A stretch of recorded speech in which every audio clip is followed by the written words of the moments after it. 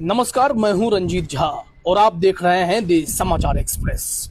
एक और जहां चुनाव आयोग पश्चिम बंगाल की सरकार से भिड़ा हुआ है, सुप्रीम कोर्ट में उनके खिलाफ मनमाने आरोप गढ़ रहा है कि वो क्यों पश्चिम बंगाल की सरकार के सामने अपनी ताकत का दुरुपयोग कर रहा है या मनमानी कर रहा है। सूर्यकांत साहब केस सुन भी रहे हैं, ममता बनर्जी भी सुप्रीम कोर्ट में अपनी दलीलें रख चुकी हैं। लेकिन इन सब के बीच एक ऐसी रिपोर्ट आई है जिसने बीजेपी के होश उड़ा दिए हैं और साथ ही कई गंभीर सवाल भी खड़े कर दिए हैं।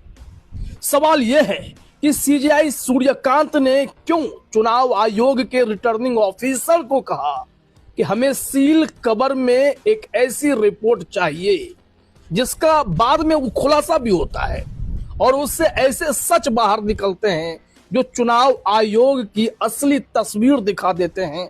और बीजेपी के होश इसलिए उड़ जाते हैं कि जिस जीत का दावा बीजेपी कर रही थी ना, उसे वहां भी झटका लगा है।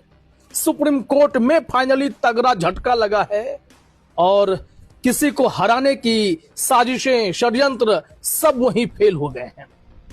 अब सोचिए कि मसला सील कवर तक क्यों गया।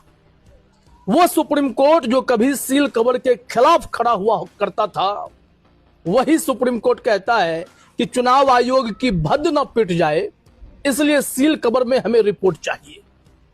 तो चलिए पूरा केस बताते हैं। मामला कर्नाटका विधानसभा चुनाव से जुड़ा हुआ है, जहां पर एक कांग्रेस का नेता महज कुछ वोट से चुनाव जीतता है, विधायक बनता है। लेकिन इस जीत को बीजेपी के उम्मीदवार पचा नहीं पाते हैं।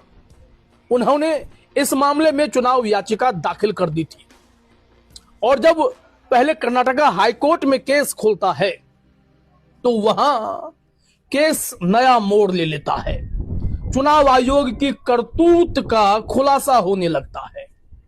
दरअसल जब मतगणना हो रही थी तो उसके रिकॉर्डिंग्स चुनाव आयोग के पास उपलब्ध नहीं थे कि कांग्रेस का उम्मीदवार 248 वोट से कैसे जीता।